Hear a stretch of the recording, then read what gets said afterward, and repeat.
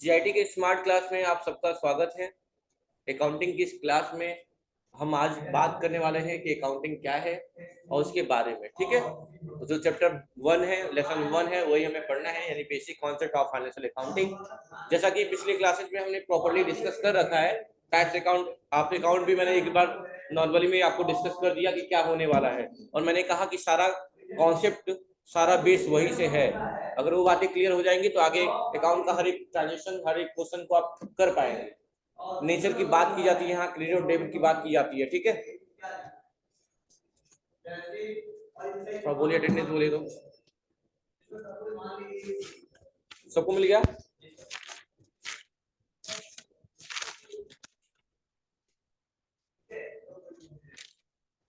चलिए, जैनब, आदित्य, भूपेंद्र, सलामुद्दीन, अंशु, मनीष, संजय, कृष्णा रावनिया, आशिक, विशाल, पप्पू।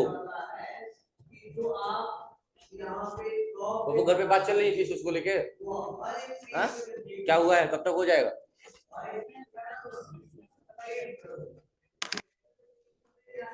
चलिए, तो देखिए इंट्रोडक्शन में क्या दिया हुआ है। कह रहा है कि किसी भी इंटरप्राइजेस की बिजनेस के लेन देन का वर्गीकरण, क्लासिफिकेशन, रिकॉर्डिंग और रिपोर्टिंग का प्रोसेस क्या कहलाता है? रिकॉर्डिंग कहलाता है। किसी भी एक पार्टिकुलर बिजनेस की अगर पूरी डिटेल को एकत्रित रूप से लिख दिया जाता है, उनका एक पूरा ब्यौरा होता है, कंप्लीट डिटेल, तो उसे हम क्या बोलते हैं? अकाउंटिंग बोलते हैं। कह रहा है फाइनेंशियल अकाउंटिंग की वह ब्रांच है या शाखा है जिसका प्राइमरी उद्देश्य, मतलब मेन जो उद्देश्य है, वो फाइनेंशियल लेन देन के आधार पर किया जाता है। फाइनेंशियल, अब एक क्वेश्चन आपसे कोई पूछेगा फाइनेंशियल ईयर क्या होता है, तो आप कहिएगा कि सर फाइनेंशियल ईयर होता है आपका 1 अप्रैल से शुरुआत होता है और कब तक?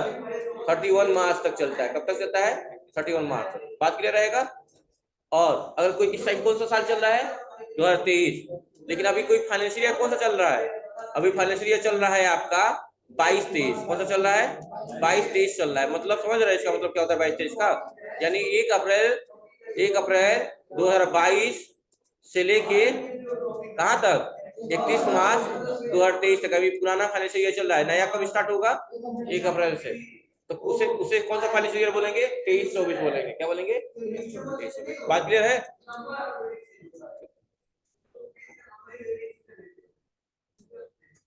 ठीक है। अब देखिए कुछ कह रहा है कि ऑब्जेक्टिव क्या है, उद्देश्य क्या है उनके, सुनिएगा ध्यान से। ऑब्जेक्टिव मतलब उद्देश्य भी होता है, सुनिएगा। किसी भी अकाउंटिंग पीरियड में होने वाले प्रॉफिट या लॉस को निर्धारित करना। बिजनेस आदमी जब स्टार्ट करता है तो इंटेंशन यही होता है, जो बिजनेस में दो ही चीजें हो सकती है, या तो प्रॉफिट होगा या तो लॉस होगा। लेकिन जब आप ओपन करते हैं, बिजनेस की शुरुआत करते हैं, तो आपका इंटेंशन क्या होता है? लाभ कमाना की सोचो, चलो आज हानि कमाएंगे, बिजनेस को लेते हैं, ऐसा नहीं।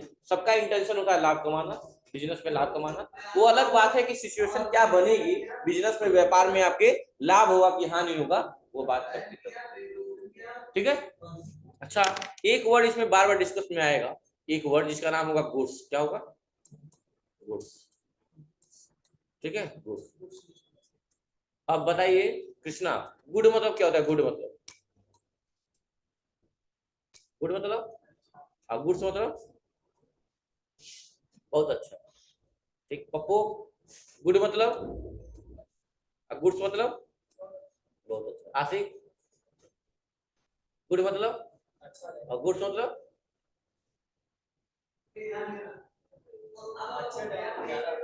बहुत ज्यादा हो जाएगा। आप बताइए जग्गू, गुड मतलब, गुड्स मतलब बताइए जल्दी, जो आता है बोलिए, डरने की जरूरत नहीं है, हिचकिचाने की जरूरत नहीं है। बताइए जैनब, गुड मतलब, गुड्स मतलब,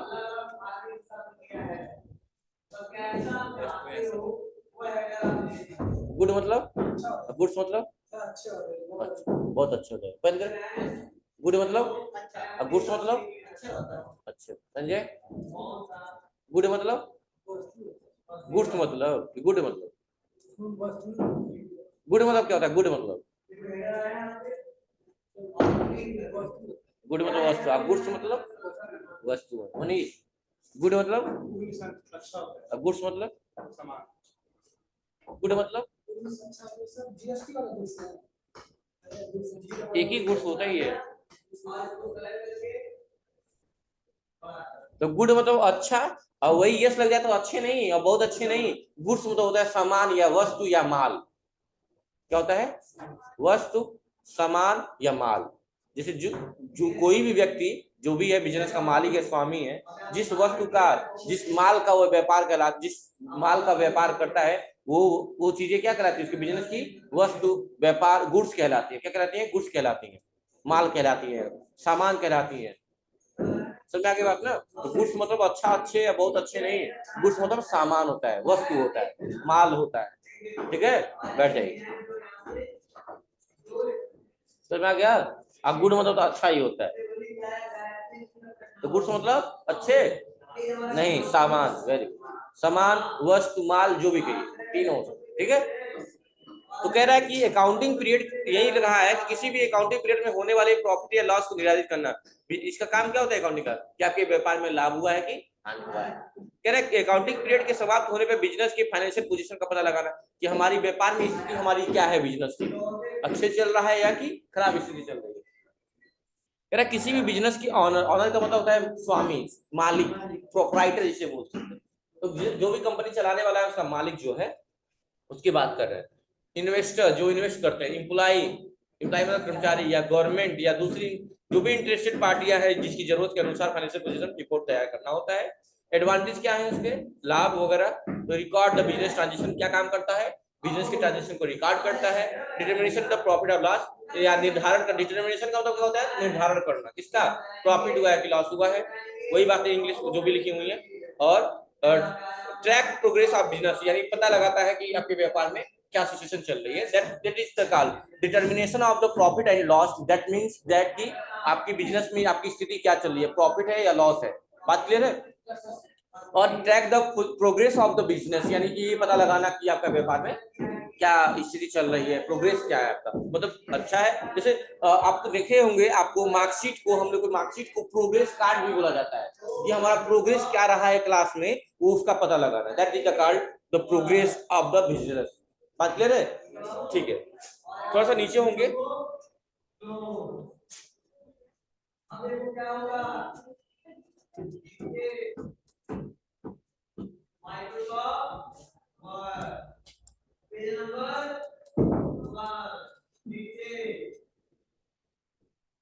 अब देखिए क्या क्या काम होते हैं। डॉक्यूमेंट्री एविडेंस, एविडेंस का मतलब होता है बाबू गवाह होता है, कि मतलब डॉक्यूमेंट होने चाहिए, हर चीज के डॉक्यूमेंट होने चाहिए ताकि लीगल माना जाए आपका जो भी है। और ऊपर लिखा हुआ है कंप्लायंस विद लीगल रिक्वायरमेंट, मतलब जो भी काम कर रहे हैं आप तो एक लीगल, कानूनी रूप से सही होने चाहिए, ताकि क्या कह रहे हो?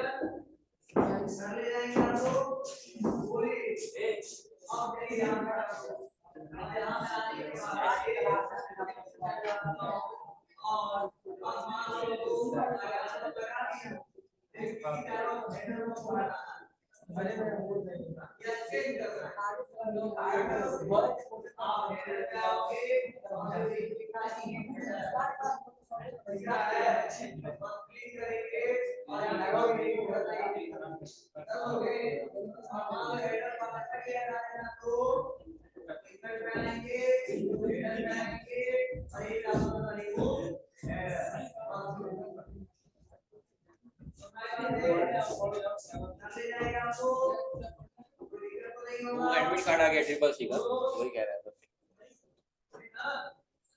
ट्रिपल सी क्लास स्टार्ट होने वाली है 11 बजे से, जो इंटरेस्टेड होंगे ज्वाइन कर सकते हैं, बहुत जल्दी बता देगा। ठीक है, बात क्लियर होगी। अब देखिए क्या क्या अंडरस्टैंडिंग ट्रांजेक्शन क्या है। सबसे पहले हम लोग जर्नल एंट्री करते हैं, फिर लेजर की पोस्टिंग, फिर ट्रायल बैलेंस, फिर प्रॉफिट एंड लॉस अकाउंट, और तब बनाते हैं हम बैलेंस शीट, जिसे आर्थिक शिक्षा बोला जाता है, और हमें फिर स्थिति का पता चलता है। ट्रायल बैलेंस का मतलब होता है तलपट, ठीक है, और प्रॉफिट एंड लॉस जानते ही, लाभ हानि का खाता जो भी होता है। अब थोड़ा नीचे आते हैं, अब कुछ अकाउंटिंग टर्म दिए हुए हैं आपके फाइनेंशियल। पहले मैंने, बहुत अच्छी बात है और बहुत लकी हैं आप लोग कि आपको नोट्स प्रॉपर टाइम पे मिल गया है। अब चाहे चूंकि आज ही कल ही अकाउंट स्टार्ट हुआ, आज ही नोट्स मिल गया, बहुत अच्छी बात है। अब आप आराम से घर पे बैठ के स्टडी कर सकते हैं, सेल्फ स्टडी से। और सारी टर्म, अकाउंटिंग टर्म का मतलब ये होता है जो भी अकाउंट में जो वर्ड यूज किए जाते हैं, बार बार रिपीटेशन होती है बार बार, तो उन वर्ड का क्या मतलब है, क्या समझते हैं उसके बारे में ये हम देखेंगे। जैसे दिया है अकाउंट किसे कहते हैं, कह रहे हैं अकाउंट किसी भी बिजनेस के ट्रांजेक्शन का एक स्टेटमेंट है जिसका प्रभाव किसी भी पार्टिकुलर एसेट्स पे यानी संपत्ति पे, लायबिलिटी यानी दायित्व पे, एक्सपेंस यानी खर्च पे, या इनकम यानी कि आय पर पड़ता है। एग्जाम्पल कैश हो गया, बैंक हो गया, सारी। बिजनेस क्या होते हैं, तो लाभ कमाने के उद्देश्य से किया गया कार्य क्या कहलाता है, हानि नहीं कर सकते ना, समझा की बात ना, वही बात कहा है यहाँ पे। तो बिजनेस कई टाइप के होते हैं, ट्रेडिंग होते हैं, कुछ ट्रेडिंग होते हैं ट्रेड के, कुछ मैन्युफैक्चरिंग बनाते हैं, क्यों, और कुछ सर्विस प्रोवाइड करते हैं, ये भी तो बिजनेस है, तो व्यापार वाला है। एक है आइसक्रीम बनता है, वो भी तो बिजनेस है, तो मैन्युफैक्चरिंग है। और कुछ लोग सर्विस दे रहे हैं, इंटरनेट प्रोवाइड कर रहे हैं, सर्विस हो गया। ये तीन टाइप हो गया। अब प्रोप्राइटर की स्पेलिंग थोड़ी सी मिस्टेक है, आप सही करिएगा, PROPRIETROR होता है, TOR। प्रोप्राइटर का मतलब बच्चों होता है स्वामी, मालिक, यानी कंपनी का जो मालिक होता है। कह रहा है कि जो व्यक्ति किसी व्यापार में पूंजी लगाने की जोखिम उठाता है, कि बताइए कहीं व्यापार स्टार्ट कर रहे हैं, 4 लाख 10 लाख 20 लाख जो भी लगा रहे हैं, एक जोखिम ही तो उठा रहे हैं। क्या आप कॉन्फिडेंट है कि लाभ ही होगा? मतलब कोविड वाली सिचुएशन आ जाता, अच्छे खासे लोग बर्बाद हो गए उसमें, वही बात है। अकाउंटिंग पीरियड क्या होता है, वही बात आप देखिए, सुन ध्यान से। अकाउंटिंग पीरियड क्या होता है, एक रेगुलर पीरियड के जिससे हम फाइनेंशियल स्टेटमेंट तैयार करते हैं, उसे क्या बोलते हैं, अकाउंटिंग पीरियड कहलाता है। ठीक है, फाइनेंशियल स्टेटमेंट तैयार किया जाता है, फाइनेंशियल स्टेटमेंट जैसे कि ये कंपनी में जो भी हो रहा है। चार्ट ऑफ अकाउंट देखिएगा, ऐसी सभी अकाउंट का समूह जो किसी पार्टिकुलर ऑर्गेनाइजेशन के द्वारा प्रयोग किया जाता है उसे क्या कहते हैं, चार्ट ऑफ अकाउंट बोलते हैं। ये एक पार्टिकुलर, जो भी पार्टिकुलर अलग अलग कोई भी ऑर्गेनाइजेशन हो गई, कोई संस्था हो गई, सबकी बात कर रहा है। एंटिटी क्या होता है, तो बाबू देखिए समझिएगा, एंटिटी का मतलब होता है अस्तित्व, यानी व्यक्तित्व वाली बात होती है कि जैसे कि सबको एक सेपरेट रखा जाए कि ये राजेश ट्रेडर है, ये लक्ष्मी ट्रेडर्स हैं, ये वो है, समझ रहे ना, एक हर एक व्यक्ति का एक अलग अपना अपना अस्तित्व है। जैसे मेरा भी कुछ यहाँ अस्तित्व है कि नहीं है, उस पद पे है या फिर जो भी, ये एंटिटी की बात होती है। इसमें कहता है, कह रहा है एंटिटी एक पर्सन, पार्टनरशिप, बिजनेस या ऑर्गेनाइजेशन हो सकता है जिसका एक लीगल और सेपरेट एग्जिस्टेंस हो, यानी अस्तित्व मौजूद हो। समझ आ रहा है, जैसे दिया है राजेश ज्वेलर, तो ये लोग अलग अलग है ना, सबका एक अलग अलग अस्तित्व है। बालाजी हो गए, तो सब क्या है, इनका सबका एक अलग अलग अस्तित्व है। एंटिटी का मतलब क्या होता है, अस्तित्व। ट्रांजेक्शन क्या होता है बच्चों, जो दैनिक लेन देन करते हैं, जो सौदा करते हैं यार, वो क्या है, ट्रांजेक्शन कहलाता है। सुनिएगा ध्यान से, कह रहे दो या दो से अधिक बिजनेस एंटिटी के बीच होने वाला लेन देन क्या कहलाता है, हमारे तुम्हारे बीच में जो लेन देन हो रहा है क्या बोलेंगे, ट्रांजेक्शन बोलेंगे। ट्रांजेक्शन एक ऐसा इवेंट है जिसका कुछ वैल्यू हो और जो दो या दो से अधिक बिजनेस एंटिटी के बीच में क्या हो, इन्वॉल्व। अच्छा, ट्रांजेक्शन क्या अकेले कर लेंगे, किसी का इन्वॉल्वमेंट हो, किसी को भेजेंगे ना, 3 लोग भेजे, 4 लोग भेजे, एटलीस्ट 2 लोग तो चाहिए मिनिमम, वही बात यहाँ पे। हाँ, अब एसेट्स क्या होते हैं बच्चों, एसेट्स का मतलब बच्चों होता है हिंदी में, एसेट्स का मतलब होता है बच्चों संपत्ति होता है। क्या होता है, संपत्ति। संपत्ति का मतलब समझिएगा, तो बिजनेस को चलाने के लिए जितनी भी चीजें उपयोगी हैं वो सारी क्या कहलाती है, संपत्ति। क्या कहलाती है, संपत्ति। जैसे मान लीजिए बिजनेस, DGIT इंस्टीट्यूट जो भी एक बिजनेस है, तो यहाँ जितनी भी चीजें आपको नजर आ रही है सब क्या है, संपत्ति है। जैसे कल मैंने एक क्वेश्चन पूछा था कि बिजनेस को चलाने की क्या क्या चीजें उपयोगी है, ये जमीन, बिल्डिंग, फर्नीचर, मशीनरी, कैश, ये सारी चीजें क्या है, संपत्ति ही तो है। कह रहा है वे सभी वस्तुएं जो अस्थाई या अस्थाई रूप से व्यापार चलाने में मदद करती है उसे ही हम क्या कहते हैं, संपत्ति। तो दिक्कत है, एसेट्स को 2 भागों में बांटा गया बच्चों, 2 भागों में। कितने भागों में, 2 भागों में। एक तो फिक्स्ड एसेट्स है और एक है करेंट एसेट। फिक्स एसेट का मतलब ये होता है बच्चों, जो एक ले लिया जिसका अस्तित्व एक लंबे समय तक बना रहता है उसे हम फिक्स कहते हैं। जैसे जमीन लिया तो उस टाइम के बाद विलुप्त हो जाएगा क्या, नहीं, लेकिन वही है मार्कर, मार्कर भी संपत्ति है। ये लिया जिसका लाइफ टाइम पीरियड 1 साल से कम होता है उसे करंट एसेट बोलते हैं, तो एक टाइम के बाद ये खत्म हो जाएगा, हटा देंगे। और जिसका टाइम पीरियड 1 साल से ज्यादा होता है, एक अस्तित्व बना रहता है लंबे समय तक, उसे हम बोलते हैं फिक्स एसेट। और जो 1 साल, विदिन 1 साल से पहले ही समझ रहे ना हो जाए, उसे क्या बोलेंगे, करंट एसेट। हमेशा याद रहेगा ये बात। किसको क्लियर नहीं हुआ? करंट एसेट और फिक्स एसेट क्लियर हो गया? डाउट होगा पूछ लीजिएगा, मैं बता दूंगा आपको। बताइए। जो पेटेंट होता है वो किसमें? पेटेंट का मतलब स्वामित्व अधिकार होता है। जैसे लोगो है गायत्री का, क्या है? एक ट्रेडमार्क है, पेटेंट एंड ट्रेडमार्क। अच्छा, ये जीआईटी का लोगो है, क्या ये लोगो कोई और यूज कर सकता है? नहीं कर सकता, सिर्फ जीआईटी वाले हो गए, क्योंकि इन्होंने अथॉरिटी ले रखी है। अगर कोई और यूज करेगा तो चाहे तो यहाँ के जो डायरेक्टर है वो कंप्लीट कर सकते हैं, उसको जुर्माना भी भरना पड़ेगा और जेल भी जाना पड़ सकता है। सर वो तो कॉपीराइट हो गया। हाँ तो कॉपी तो वही ना है। अरे पागल, पेटेंट यही ना है जो हमने ट्रेडमार्क ले रखा है, ट्रेडमार्क है, इसका यूज कोई कर लेता है तो कॉपीराइट हो जाता है। ये बात है। जो पेटेंट होता है वो तो निश्चित समय के लिए वो आपकी संपत्ति है, कहाँ निश्चित समय तक है? पेटेंट सर निश्चित समय के अच्छा, पार्ले जी पे जो बच्चे की फोटो आती है वो क्या है? पेटेंट एंड ट्रेडमार्क का है। लिए सर पेटेंट होता है वो 20 साल के लिए लिमिटेड। तो 20 साल कम लग रहा है, साल से ज्यादा नहीं है। तो फिर उसको रिन्यू कराना पड़ता है। जो भी कराना, टाइम टाइम पीरियड ज्यादा है ना बाबू। अच्छा, रिन्यूअल ही कराओगे तो उसका अस्तित्व तो नहीं खत्म हो रहा है ना, अस्तित्व तो नहीं खत्म हो रहा है ना। मार्कर का और कोई और उससे पर फिर कोई और पेटेंट करा। अच्छा कभी नहीं। अच्छा मतलब पार्ले जी पे एक बच्ची की फोटो आती है, क्या आज तक कभी कोई और बिस्किट वाला यूज किया? उसको कॉपीराइट कटा है तो कॉपीराइट क्लेम हो जाएगा। पेटेंट, ये बताओ पेटेंट क्या होता है? संपत्ति होती है, पेटेंट संपत्ति संपत्ति होती है। तो वो सर तब अकाउंट में आएगा। ले लिया, मेरी बात सुनो। तो पेटेंट जो भी है, पेटेंट जैसे मान लो जमीन भी पेटेंट पे लोग दे देते हैं, पट्टे पे जैसे बोला जाता है, तो दे दिया तो जमीन किसी के भी हाथ में हो, किसी के भी हाथ में हो, उसका अस्तित्व तो बना है ना, ये बात हो रही है। तो फिक्स एसेट में है, फिक्स एसेट। हाँ, जिसका मैंने अब जमीन मेरा है, मैं बेच दिया तो कल आपके पास नहीं चले जाएगा ये जमीन, तो जमीन खत्म नहीं हो गया, विलुप्त हो गया, वही कहेंगे उसका अस्तित्व तो बना है ना, चाहे किसी के भी हाथ में हो। मेरी बात समझिएगा, जमीन है, मैंने पेटेंट पे दे रखा है आपको 2 साल के लिए, फिर 2 साल के बाद वापस ले लिया, तो जमीन नहीं गायब हो गया, जमीन तो है ना, यानी उसका अस्तित्व बना है ना, ये फिक्स एसेट है। और जिसका अस्तित्व खत्म हो जा रहा है, जिसका कोई मतलब यूज ही नहीं है, वो क्या हो गया?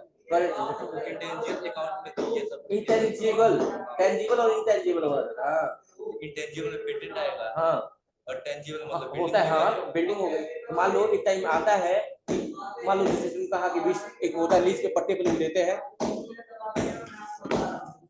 20 साल के बाद मान लो खत्म हो गया तो कोई और ऑनर बनेगा ना उसका, कोई तो बनेगा। तो जमीन खत्म नहीं हुई ना, ऑनर में बदला है, अभी भी जमीन जमीन संपत्ति ही कहलाएगा। अच्छा बताओ, ये मेरी जमीन है, तो ये क्या है? मेरी संपत्ति है, तो मैं बेच दिया तभी किसी की संपत्ति ही बनेगी, कुछ और बन जाएगा, यही बात। तो जिनका टाइम पीरियड ज्यादा होता है 1 साल का, वो फिक्स होते हैं, जिसका टाइम 1 साल से कम और बिलो होता है उसको क्या बोलते हैं? हाँ, मतलब उनकी रहने की बात किया हूं मैं, यानी एक टाइप का आप विलुप्त नहीं हो रही है, समझ रहे हैं ना? आप लगे सोचने की किसी और के हैंडओवर में हो जाएगा, चेंज हो जाएगा, ऐसा नहीं होता। मैंने उसकी अस्थाई की बात की, स्थिरता की बात की। मैंने ये नहीं कहा है कि नहीं रहती है, फिर जो मैंने कहा कि जो नहीं रहता 1 साल के बाद उसका अस्तित्व भी खत्म हो जा रहा है, वो तुम्हारा करंट है, और जिसका अस्तित्व लंबे समय तक बना रह रहा है वो तुम्हारा फिक्स है। करंट एसेट फिक्स है कि 1 ही साल रहेगा। हाँ, विद उससे कम में, 1 साल से कम में ही खत्म हो जाएगा, ऐसे हो जाएगा। और उससे ऊपर तो फिक्स हो गया। हाँ फिक्स। मशीनरी क्या है? फिक्स है। जमीन क्या है? फिक्स है। बिल्डिंग क्या है? फिक्स है। व्हीकल्स उसको फिक्स नहीं कर सकते, हो सकता है साल भर में ही खराब हो जाए। हाँ, वही बोला, गाड़ी में नहीं हो जाएगा, मार्कर नहीं हो जाएगा, बल्ब नहीं हो जाएगा, बल्ब फैन नहीं हो जाएगा। मशीनरी में तो बोले फिक्स है। नहीं, मशीनरी को मैंने क्या बोला? बोला फिक्स है। हाँ फिक्स बोला। क्यों बोला फिक्स? बताइए, आपने बहुत लंबा जैसे सोचने लग रहे हो। तो मशीनरी हम 100-200 रुपए की बात करने रहे, लेकिन लाख की अगर मशीनरी आप बैठाते हो, आप देते हो, वॉशिंग मशीन देते हो, तो उसका टाइम पीरियड क्या मतलब? 10 साल वारंटी मिलता है 10 साल वारंटी ना, तो उसको हम फिक्स एसेट में मानेंगे कि उसकी टाइम पीरियड है। यही बात है। मशीन लोगे तो कोई भी देगा तो आपको एक टाइम देगा कि हाँ 5 साल 10 साल आपको बनेगा तो बनाते रहेंगे, तो फिक्स एसेट चलाएंगे। और जिसका कोई रिस्क नहीं ले रहा है, कर नहीं 1 साल के बाद खत्म हो जाएगा, कोई बात नहीं, फेंक दीजिएगा। जैसे पेन दिया चलाए तो आप कहेंगे पेन खत्म हो जाएगा तो वापस जाकर दुकान में देते हैं क्या? खत्म हो गया तो फेंक दीजिए। अभी क्या जा कहना है, कहा कौन सा पेन दिए चाहिए, खत्म हो गया, वही हो समझ गया ना? ये सब क्या हो रहा है इसमें?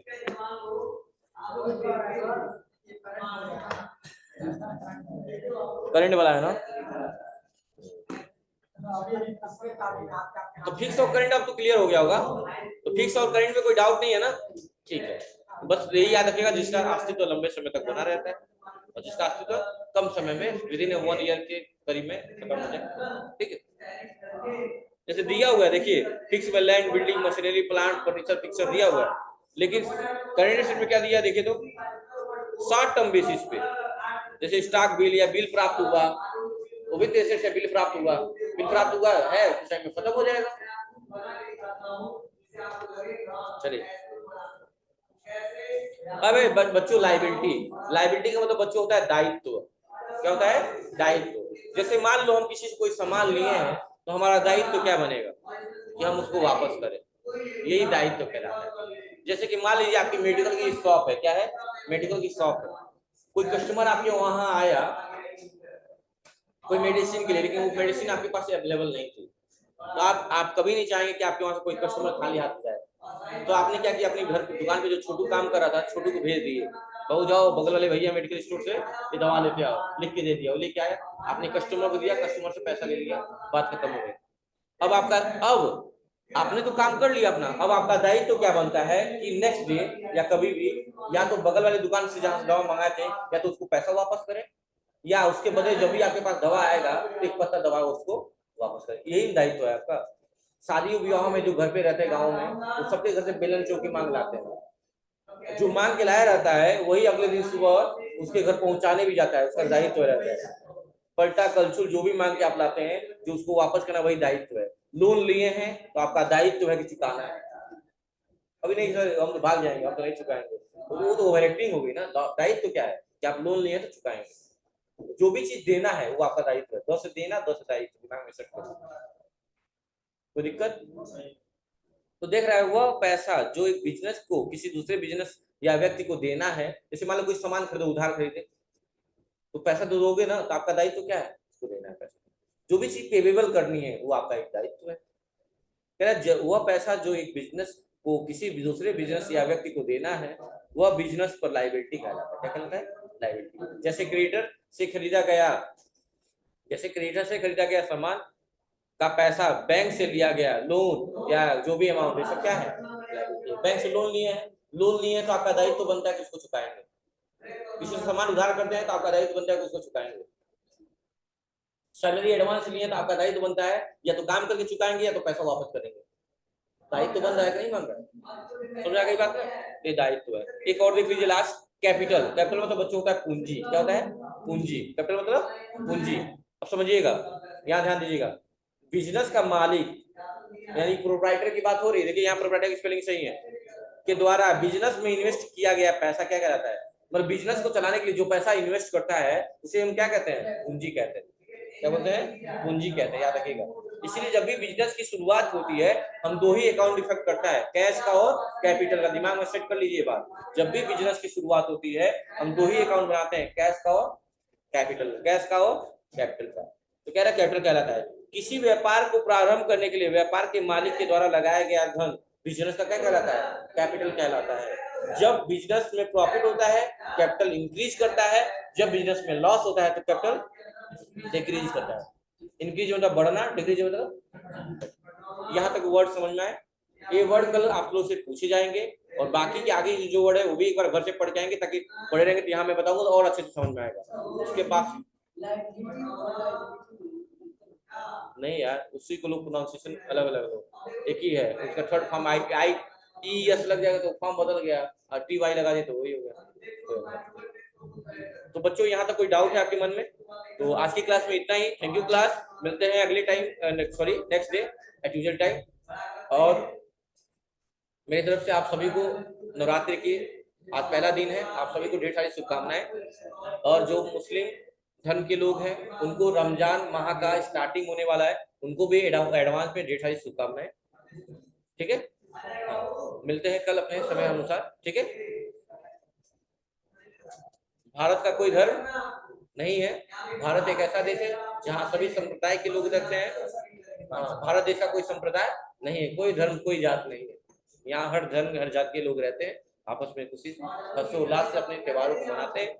आप उनमें सहभागिता निभाएं और मन से नफरत छल कपट की भावनाओं को दूर निकाल के देखते हैं। ठीक है। 5 साल बाद